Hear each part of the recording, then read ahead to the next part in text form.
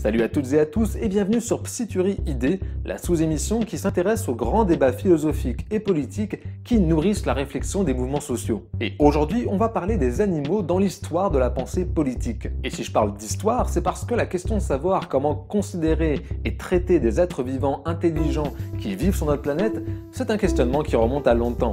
Genre, très longtemps. Alors sans plus tarder, je vous propose de remonter le temps jusqu'à l'Antiquité grecque. Et rassurez-vous, nous parlerons d'autres périodes historiques dans 3 autres vidéos. C'est parti!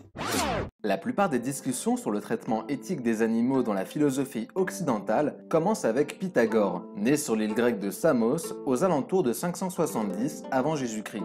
Nous n'avons aucun texte de Pythagore lui-même. Les fragments que nous avons de sa pensée proviennent principalement de textes écrits plusieurs siècles après sa mort. Néanmoins, il serait hâtif d'ignorer complètement les récits de la vie de Pythagore et de ses disciples, surtout si l'on considère qu'ils racontent en grande partie la même histoire.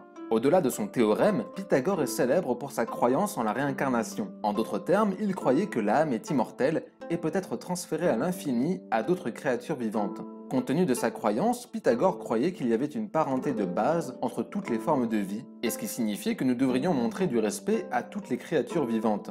Pythagore et ses disciples sont ainsi célèbres pour leur végétarisme. Et d'ailleurs, jusqu'au 19e siècle, lorsque le terme végétarien a finalement été inventé, le terme habituel pour un régime qui n'incluait pas la chair des animaux morts était le régime pythagorien. Mais si Pythagore proposait d'adopter un certain comportement à l'égard des animaux, on ne peut pas dire qu'il ait proposé un ensemble de règles à suivre pour les communautés politiques. En effet, la théorie politique implique l'étude de la manière dont les communautés politiques devraient se gouverner elles-mêmes, et pose notamment la question de la justice. Alors, est-ce que Pythagore croyait vraiment que les communautés politiques devraient permettre, interdire ou exiger des individus qui se comportent de telle ou telle façon par rapport aux animaux ? C'est très peu probable. Ces enseignements sur la manière de se comporter, dont une très petite partie seulement était consacrée aux animaux, étaient avant tout des pratiques ascétiques, conçues pour que ses disciples les utilisent afin de purifier leurs âmes. Donc ce que Pythagore professait n'était pas tant une théorie politique qu'un régime, un mode de vie.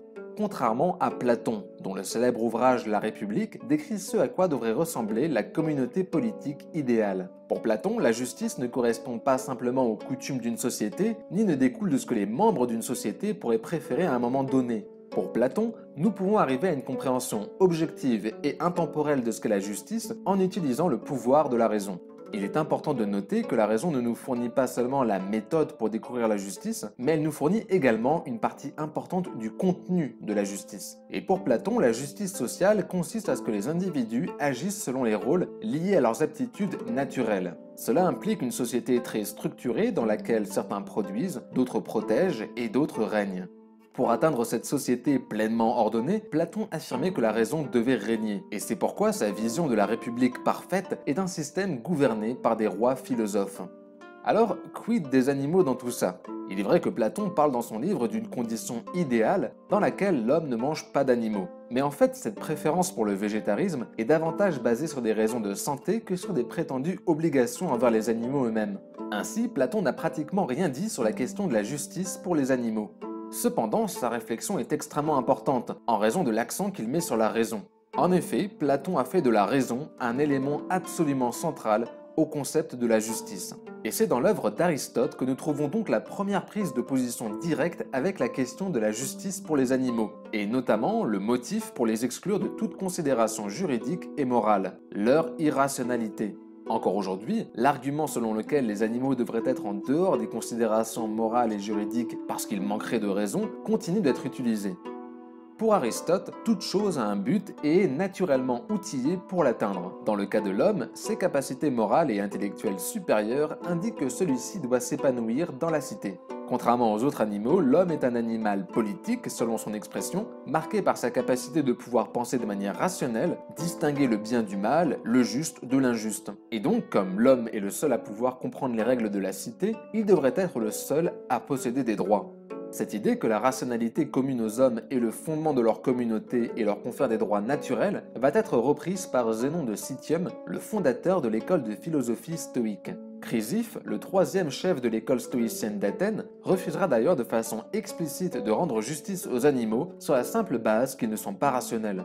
Et c'est très important puisque la pensée stoïque va ensuite s'étendre à la pensée romaine à travers Cicéron, Sénèque et Marc Aurèle, puis aux auteurs chrétiens du Moyen Âge. Donc dans la pensée de Platon, d'Aristote et des stoïciens, on voit s'établir peu à peu un lien entre la raison et la justice. Ne peut bénéficier de droits que les êtres dotés de raison. Mais nous ne devrions pas supposer que tous les penseurs de l'Antiquité excluaient les animaux de cette manière. En effet, il y a eu toute une série de penseurs importants dans l'Antiquité qui ont résisté à ces revendications aristotéliciennes et stoïques, et qui ont soutenu que la justice pouvait et devait être étendue aux animaux.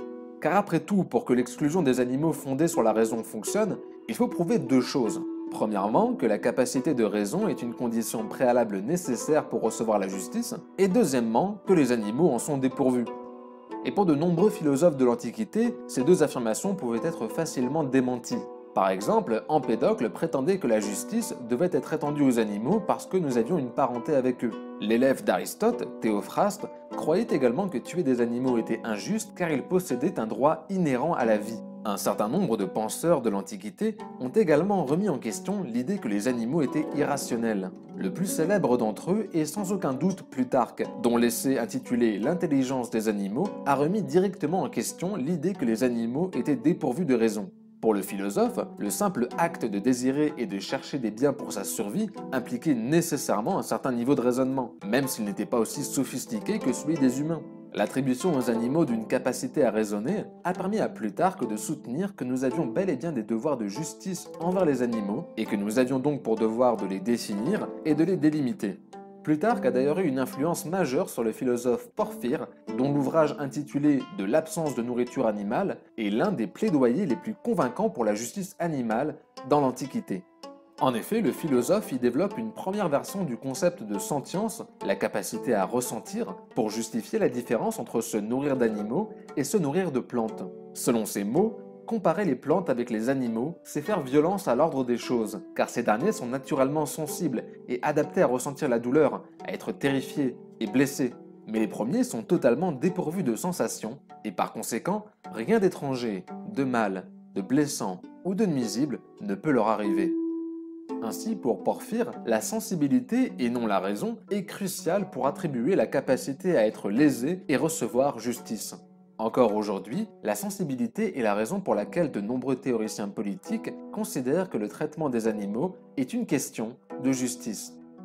Il serait donc erroné de conclure que la réflexion sur les animaux pendant l'Antiquité est simplement une histoire d'exclusion. Comme nous l'avons vu, il n'y a pas une seule perspective antique concernant ce que les communautés politiques doivent aux animaux, mais plutôt une série de points de vue sophistiqués et différents.